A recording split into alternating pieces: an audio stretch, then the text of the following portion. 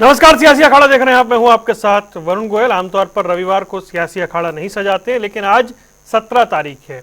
आज से ठीक एक महीने पहले 17 अक्टूबर को हरियाणा में नई सरकार बनी थी। मुख्यमंत्री नायब सैनी की शपथ ली थी। अब एक महीना हो चुका है। एक महीने में सरकार ने कई काम किए हैं और 18 तारीख को, क्योंकि जो शीत सत्र चल रहा है उसमें सरकार सेवा की सुनिश्चितता के संबंध में विधेयक लाने जा रही है, जॉब सिक्योरिटी जिसे हम कह रहे हैं। और अभी पहला तोहफा ऊपर अध्यापकों को मिला और उसके बाद अब HKRN के तहत जो काम कर रहे हैं युवा, जो लोग काम कर रहे हैं, उनकी जो जॉब सिक्योरिटी है कुछ शर्तों के साथ वो पूरी हो, इसको लेकर के एक महत्वपूर्ण बिल आने वाला है। और वहीं देखा जाए बीते एक महीने में चाहे वो DSC का मामला हो, चाहे वो कुछ और ऐसे मसले रहे हों जिन पर सरकार ने काम किया है, उस पर हम चर्चा करेंगे। एक रिपोर्ट देखिए, फिर बातचीत को आगे बढ़ाएंगे।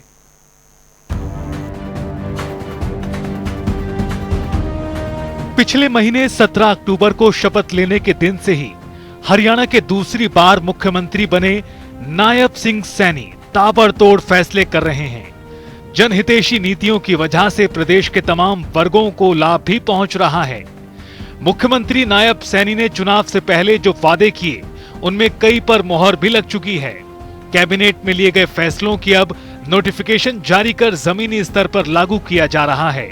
इस क्रम में सरकार ने अब कॉलेज के अनुबंधित प्राध्यापकों और पॉलिटेक्निकल एवं इंजीनियरिंग संस्थानों के गेस्ट लेक्चरर्स और इंस्ट्रक्टर्स को जॉब सिक्योरिटी दी है।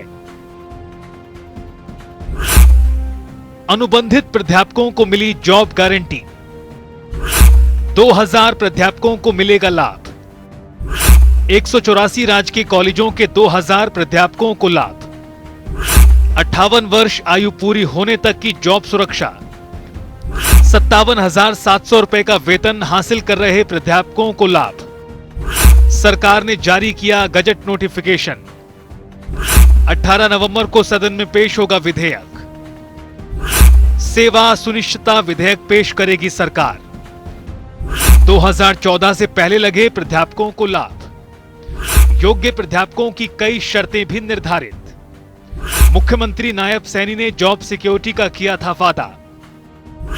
मुख्यमंत्री ने एक महीने में कई बड़े वादे पूरे किए।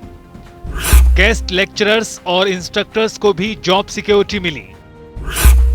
पॉलिटेक्निक एवं इंजीनियरिंग संस्थानों के गेस्ट लेक्चरर्स। आपको बता दें कि सरकार ने इसे लेकर गजट नोटिफिकेशन भी जारी कर दिया है और 18 नवंबर यानी सोमवार के दिन विधानसभा में सेवा की सुनिश्चितता विधेयक सदन में पेश किया जाएगा। और चलिए चर्चा को शुरू करेंगे। उससे पहले कुछ ग्राफिक्स आपको दिखाते हैं और एक महीने में जो सरकार ने क्या कुछ किया है, जो वादे, जो घोषणाएं की गई हैं, वो आपके सामने है। आपको बता दें, सैनी सरकार के फैसले HKRN के तहत लगे कर्मचारियों को जॉब सिक्योरिटी मिलने की बात इस एक महीने के भीतर ये दिखाई दी है। 25,000 ग्रुप C और D के युवाओं को नियुक्ति पत्र जारी हुए। ये शपथ के तुरंत बाद ये काम हुआ था।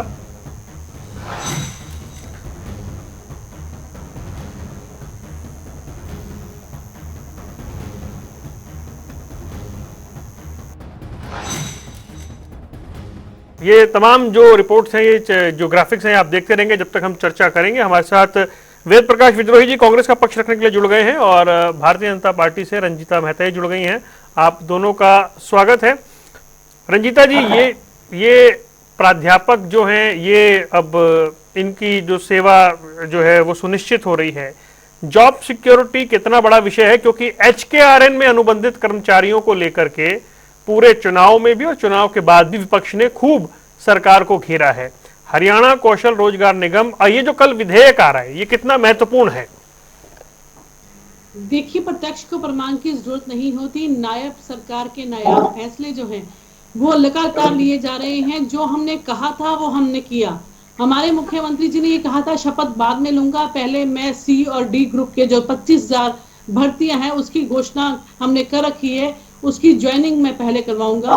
तो आप देख सकते हैं कि जिस तरीके के फैसले सरकार ने लगातार किए हैं उसी के बदौलत हमारी थंपिंग मेजोरिटी से तीसरी बार हैट्रिक जो है हरियाणा में हमारी सरकार बनी है। जहां तक प्राध्यापकों की बात है, हर समय एक तलवार उनकी गर्दन पर लटकती रहती थी कि हमारा फ्यूचर क्या है। हमें जब भी कोई स्थायी नियुक्ति होगी हमें हटा दिया जाएगा। उस संशय को दूर करने के लिए ये बहुत ही नायाब फैसला नायब सरकार ने किया है। टोटल हमारे जो कॉलेजेस हैं वो 184 22 जिलों में चल रहे हैं स्टेट कॉलेजेस, उसमें 8137 टोटल जो है वो सबकृत पद हैं, जिसमें से 3348 रेगुलर पद पे जो हमारे असिस्टेंट प्रोफेसर हैं वो पढ़ा रहे हैं, और बाकी जो 2000 के करीब प्रोफेसर हैं वो एडहॉक में काम कर रहे थे, और उनको हर समय यही चिंता रहती थी कि हमारा भविष्य क्या है। उनकी जॉब सिक्योरिटी के लिए जो कि हमारे 2 लाख बच्चे जो वहां पे पढ़ रहे हैं, यूजी और पीजी कोर्सेज कर रहे हैं, उनका भविष्य उनके हाथों में था। इसलिए उनको ये बहुत बड़ी सिक्योरिटी हमारी सरकार के द्वारा दी गई है कि अब आपको चिंता करने की जरूरत नहीं है। 58 वर्ष की आयु में जब एक आम इंसान रिटायर होता है, अपनी सेवाओं को खत्म करता है, आपकी सेवाएं भी तभी खत्म होंगी। इसके अलावा मैं बताना चाहती हूँ कि HKRN जो बहुत बड़ा फैसला हमारी सरकार ने लिया था, उसके तहत भी बहुत अच्छे फैसले सरकार के द्वारा लिए जा रहे हैं।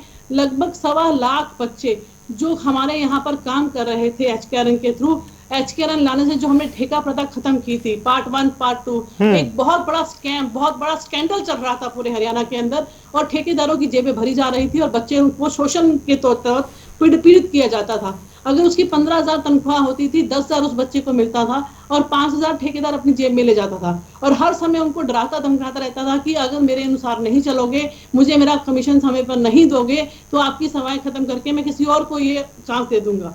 आज जितने भी बच्चे अपने आप को HKRN में रजिस्टर करवा रहे हैं, बिना किसी सिफारिश के, बिना किसी प्रलोभन के उनको कॉल किया जाता है, उनको उनकी योग्य जो नौकरी है उनकी क्षमता के हिसाब से दी जा रही है, और उनके ऊपर किसी भी तरीके का दबाव और प्रेशर नहीं है।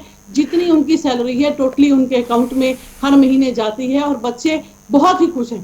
1.25 लाख बच्चे जो हैं इसका दिन रात जो है फायदा उठा रहे हैं। और हाल ही में आपको बताना चाहती हूँ कि जो 25,000 नौकरियां हमारी सरकार के द्वारा दी गई हैं बिना पर्ची बिना खर्ची के, आज बच्चे उस नौकरियों पे लग रहे हैं, और उनकी माएँ जो हैं उनकी खुशी ठीक है रंजीता जी नहीं है। कैथल गांव की एक एग्जांपल देना चाहती हूँ, 55 बच्चे उस जो डी गांव है वहां से लगे हैं।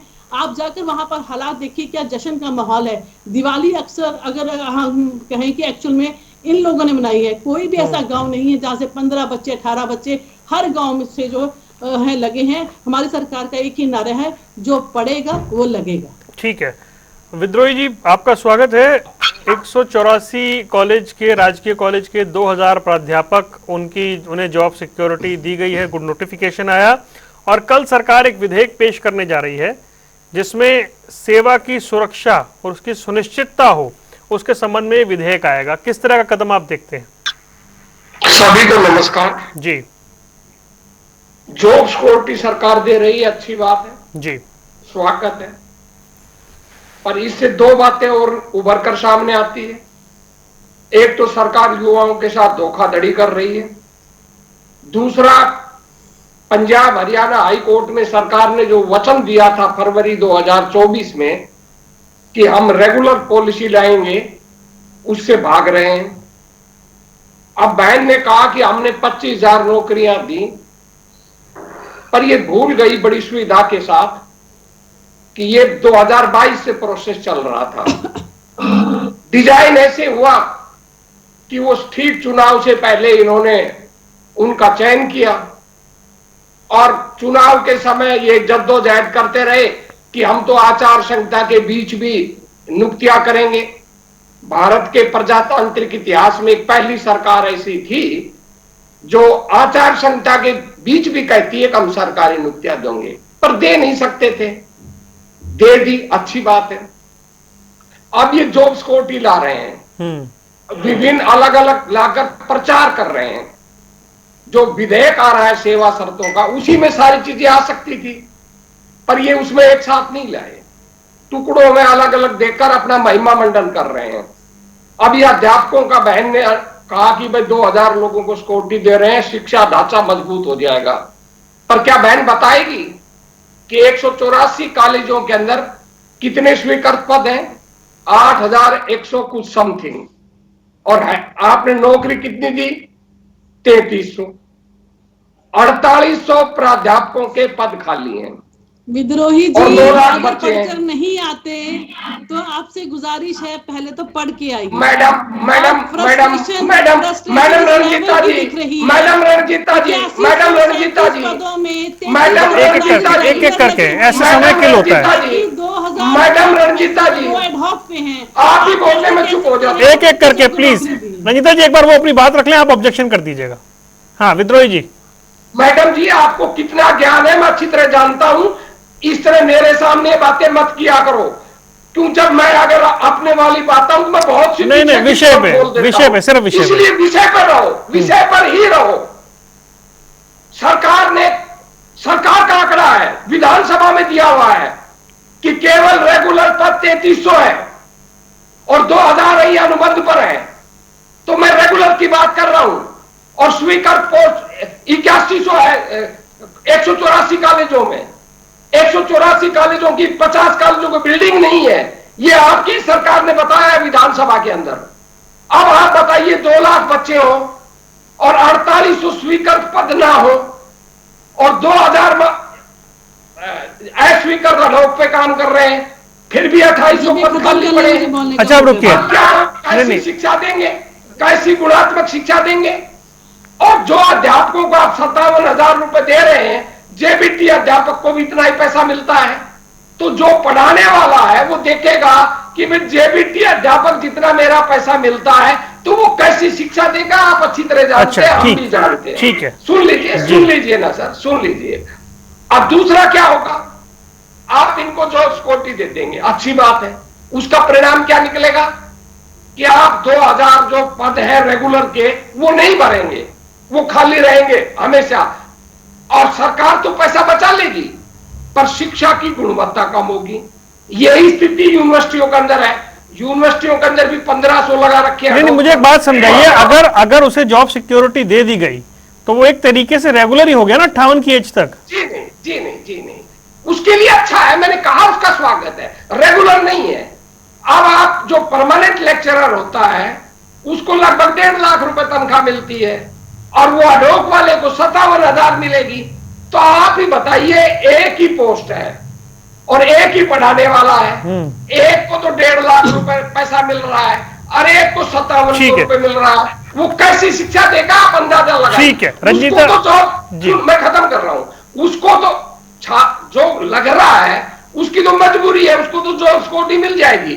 जिस तरह चोर पकड़ते हैं हम, और चोर तो पकड़ मारता नहीं, उसकी लंगोटी पकड़ लेते हैं, हम उसी में संतोष कर लेते हैं। तो ये बेचारे जो लगे हुए हैं, चाहे एचकेआरएन में लगे हुए हैं, चाहे कॉलेजों में लगे हुए हैं, इनको तो जॉब सिक्योरिटी मिलकर कुछ राहत मिलेगी, उसका तो मैं स्वागत करता हूं। पर परिणाम क्या निकलेगा? अब जैसे हरियाणा में 1,20,000 एचकेआरएन के कुल पोस्ट हरियाणा में 4,81,000। मैं खत्म ही कर रहा हूं ना, मैं दोनों को मिला दिया। कुल पोस्ट है 4,25,000।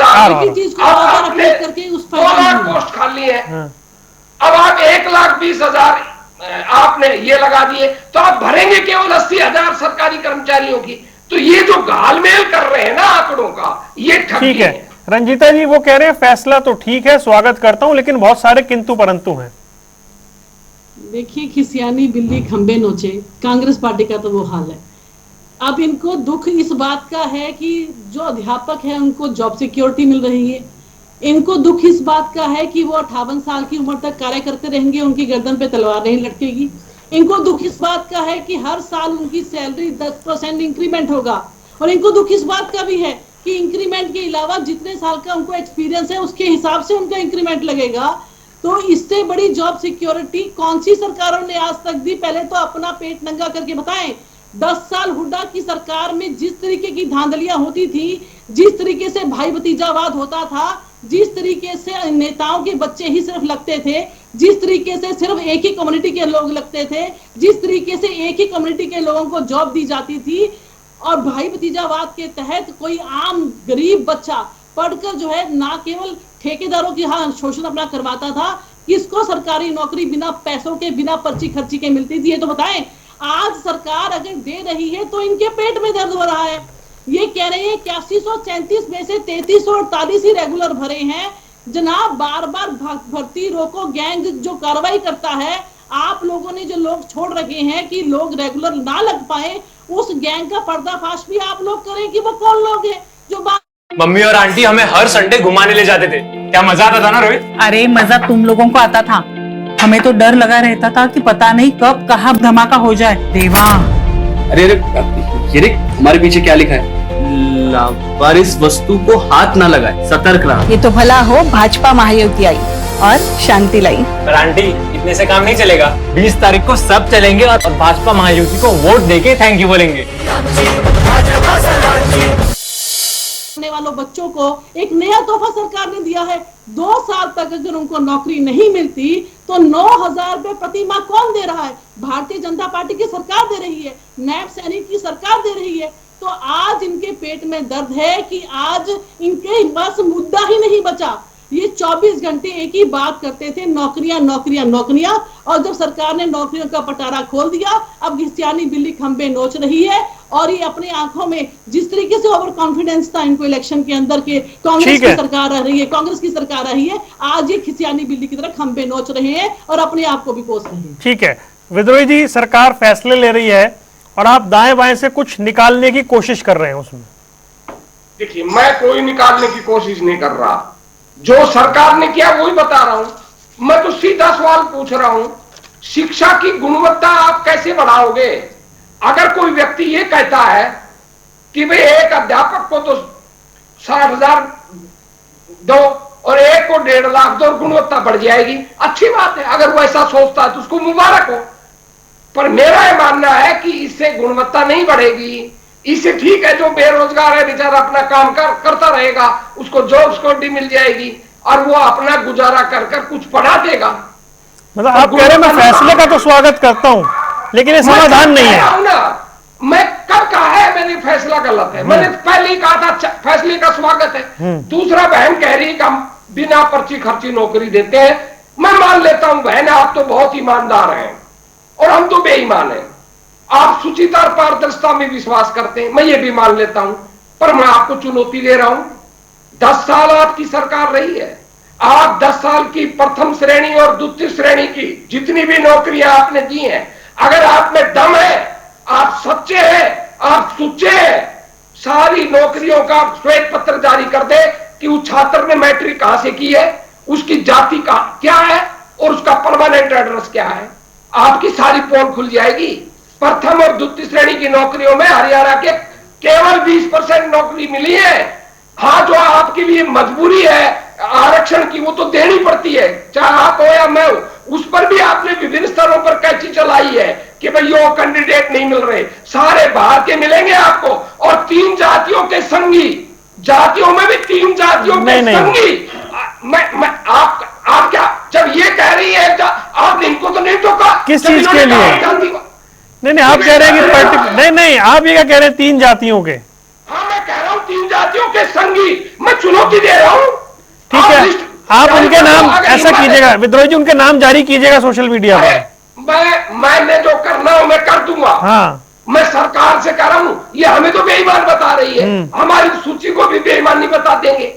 ये तो ईमानदार है ना। ठीक है रंजीता जी, आप लोग ईमानदार हैं क्या? एक सेकंड, अपने आप को बेईमान बताते हुए और इनको ईमानदार, सुचिता और पारदर्शिता में विश्वास रखने वाले देवपुत्र मानते हुए मांगने कर रहा हूं कि आप सच्चे। ठीक है रंजीता जी, जवाब दीजिए।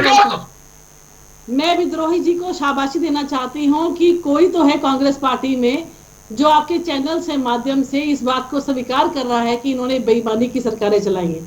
बहुत अच्छी बात है। की बात कर रही है, मैंने क्या कहा? मैंने तर्क दिया, फिर झूठ बोल रही है। झूठ बोलना आपकी आदत है, आपकी आदत है। और उन बेईमानी की सरकारों में मलाई खाती रही है, फिर बेकार की बात कर रही है। अगर आप मेरे ऊपर आरोप लगाएंगी तो मैं आपकी रिपोर्ट छोड़ दूंगा। मैंने कब कहा बेईमानी की सरकार चल रही है? मैंने कहा मैं मान लेता हूँ, मैं आपका आरोप स्वीकार कर लेता हूँ कि हम तो झूठ बोल रहे हैं, आप बेवकूफ रहे। मैंने आपको कब से कुछ किया है? आप कैसे कह रही है? बिल्कुल मान जिस तरीके से वाड्रा गैंग चल रहा था, जिस तरीके से आपके यहाँ पे लोगों की जमीनें लूटने का घपला चल रहा था, जिस तरीके से आप लोगों ने लूट की सरकार चलाई हुई थी, जिस तरीके से आपके भाई भतीजे लग रहे थे, जिस तरीके से आपके पॉलिटिशियनों के बच्चे अड्रस हो रहे थे, वही केवल एसटीएस और जो प्रदर्शन लगते थे। आज उसके ऊपर लगाम लगाने का काम अगर किसी ने किया है तो भारतीय चलिए रुकिए रुकिए रुकिए रुकिए रुकिए, झगड़ा नहीं, रुकिए रुकिए रुकिए।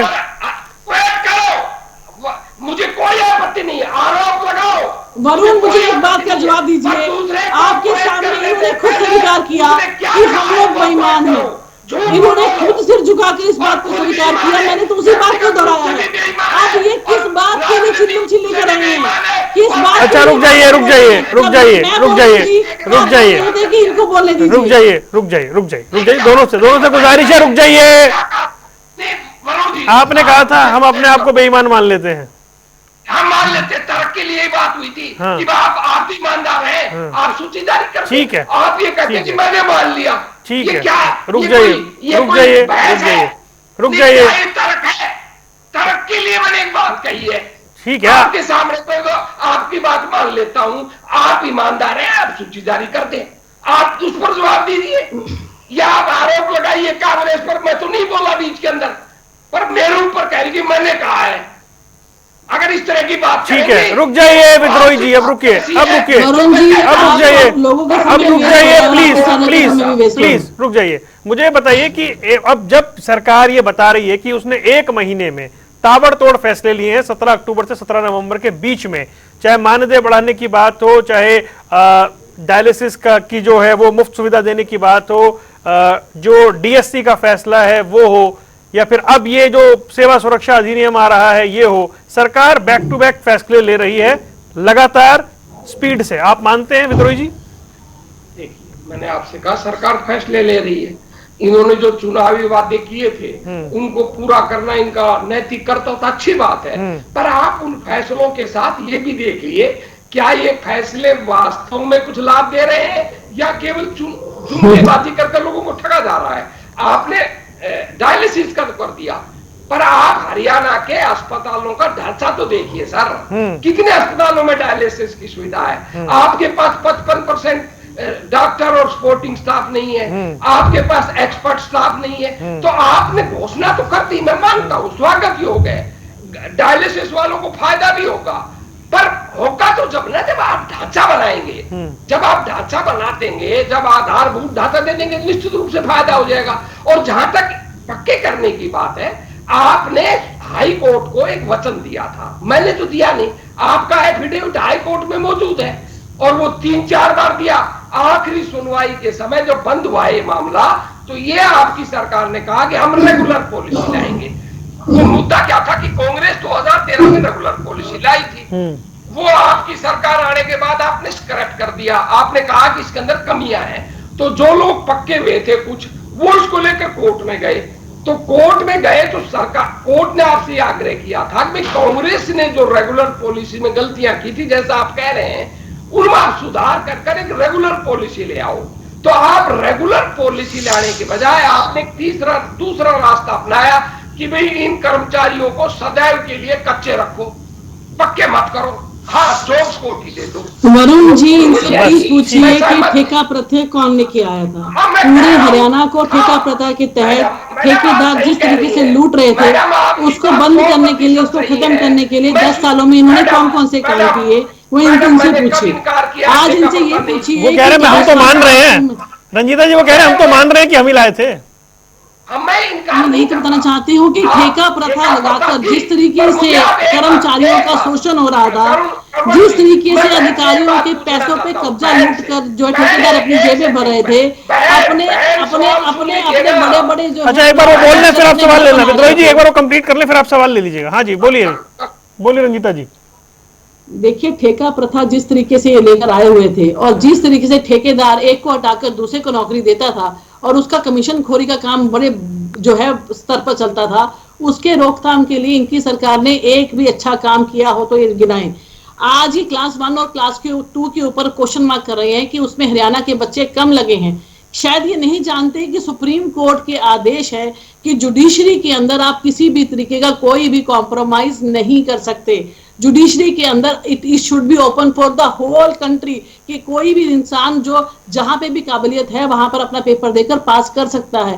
सरकार पारदर्शिता के साथ चल रही है। हाँ बिल्कुल, कांग्रेस के टाइम पे होता था कि आज इस मंत्री का बच्चा है वो जुडिशरी में नहीं पास हो पाया, पर वो क्योंकि उनका बच्चा है और हरियाणा का है, उसको नंबर देकर वो आप जज लगा दे, उनको नंबर देकर आप एसडीएम लगा दे, उनको नंबर देकर आप डीसी लगा दे। ये चीजें पहले चलती थी, अब ये खत्म हो चुकी हैं। आज जो काबिल है, जो पढ़ेगा वही लगेगा, इसी पॉलिसी के ऊपर सरकार चल रही है। आज जिस तरीके से अग्निवीर योजना के अंदर पहले 12 साल, 15 साल और 18 वर्ष की उम्र तक काम करने के बाद रिटायरमेंट मिलती थी, उसमें भी सरकार रिलैक्सेशन की आई है कि मात्र 5 सालों के बाद आप रिटायर हो सकते हैं। उसके अलावा जो बेनिफिट्स उनको दिए जा रहे हैं, 10 लाख का लोन जो है उनको बिना किसी जो उसके ब्याज के ऊपर फ्री लोन दिया जा रहा है, ताकि वो किसी भी कारोबार को अगर करना चाहते हैं तो कर सकते हैं। अगर अपनी स्किल्स को डेवलप करना चाहते हैं तो 50,000 रुपए नॉन रिफंडेबल अमाउंट उनको स्किल डेवलपमेंट के लिए सरकार दे रही है। इस तरीके की सुविधाएं पहले ये बताया कि आज तक इन्होंने किसी भी इंसान को दी थी, आज तक किसी भी इंसान के लिए इन्होंने। विद्रोही जी का सवाल है आपके लिए। हाँ जी विद्रोही जी, सवाल पूछिएगा सीधा सीधा। मैं सवाल से पहले एक बात बहन से कहूंगा। बहन ने कहा कि 5 साल तक रिटायर हो सकते हैं। बहन रिटायर नहीं हो सकते, 4 साल बाद कंपलसरी रिटायरमेंट है, पहले आप ये ठीक कर लीजिए। और दूसरा मैं आपको एक आंकड़ा देता हूं, आपकी सरकार का 28,000 भूतपूर्व सैनिकों ने नौकरी मांगी और आपने केवल 567 लोगों को नौकरी दी है, जबकि 3% आरक्षण है भूतपूर्व सैनिकों के लिए। डाटा ठीक कर लीजिए। मैंने आपसे सवाल पूछा था कि भाई आप सही कह रही है, कॉन्ट्रैक्ट बेसिस पे थे, पर मुझे एक बात, ठेकेदारी प्रथा के तहत बहुत थोड़े लोग थे, डायरेक्ट कॉन्ट्रैक्ट थे, जो मैनुअल वर्कर थे ना, वर्कर टाइप के, वो तो थे ठेका प्रथा के। वर्कर टाइप क्या होता है? बताइए वर्कर टाइप क्या होता है? मैं बता रहा हूँ ना मैडम, मैं बता रहा हूँ। वर्कर टाइप क्या होता है? किसी कर्मचारी को आप शब्दों से इस्तेमाल कर रहे हैं, वर्कर टाइप क्या होता है? वो कह रहे मैं बता रहा हूँ, एक सेकंड, वो कह रहे बता रहा हूँ। सुनो तो सही मैडम सुनो तो सही। जी सुनाइए। वर्कर जैसे आपका ये बिजली विभाग होता है, इसमें पोल वगैरह, उसमें जो उसको जो होता है ना मैनुअल वर्कर टाइप, मैं वो बात कह रहा हूँ। बाकी वो थोड़े ही लोग थे, पर आज हरियाणा की जनता और यहाँ के कर्मचारी आपको समझ रहे हैं कि वर्कर टाइप क्या होती है। ना मैं कर्मचारियों से आप कर लेना ना मेरी बात कर, मैं अपनी बात से फिरता नहीं हूँ, और गलत बात कहता तो मैं माफी मांग लेता हूँ। मैं आप लोगों की तरह नहीं हूँ कि मैं अपने आप को ज्ञाता। अच्छा बात रखिए, सवाल पूछिए, समय नाच न जाने आंगन टेढ़ा, नाच न जाने आंगन टेढ़ा, ऐसे शब्द बोलने की आपको माफी मांगनी पड़ेगी। अरे रुकिए भाई, रुकिए, सवाल पे जितनी भी सीधा सवाल सीधा जवाब। महिलाओं को प्रेफरेंस दी जा रही है कि वो अपने जिले में आसपास के जिले में काम करें। नहीं भाई, ये कोई तरीका नहीं है। रुकिए, रुक जाइए, ऐसा कुछ स्वीकार नहीं है मुझे इस कार्यक्रम में।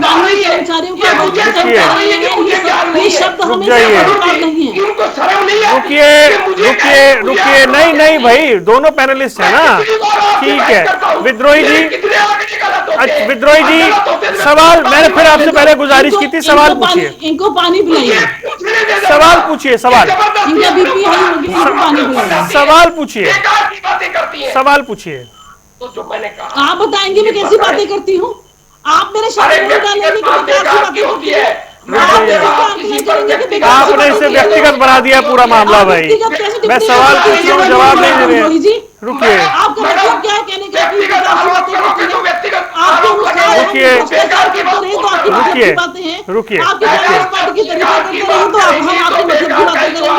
अगर आपको आईना दिखा रहे हैं, आपको सच्चाई दिखा रहे हैं, तो बेकार की बातें करते हैं।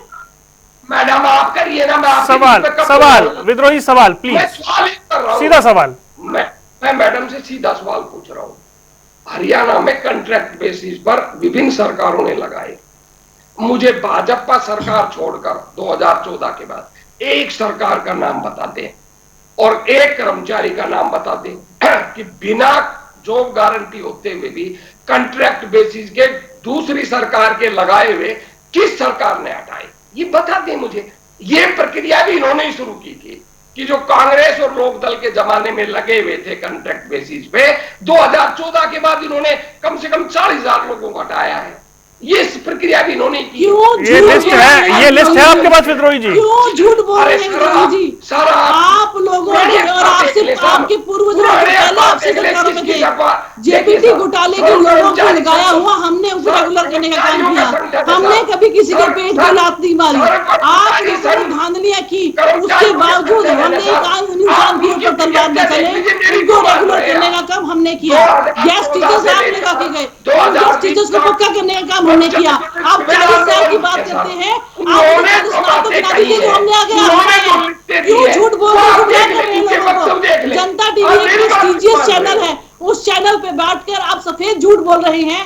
आप 40 साल की बात कर रहे हैं। चलिए समय हो गया है, मैं माफी चाह रहा हूँ। नायब सैनी सरकार का 1 महीना पूरा हो चुका है और सैनी सरकार के कई फैसले दिखाई दे रहे हैं।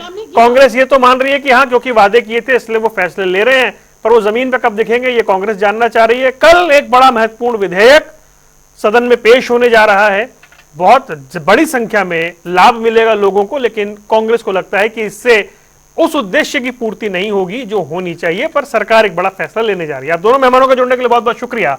सियासी अखाड़ा देख रहे थे आप, रुक रहे हैं कुछ देर के लिए, खबरों का सिलसिला लगातार जारी है।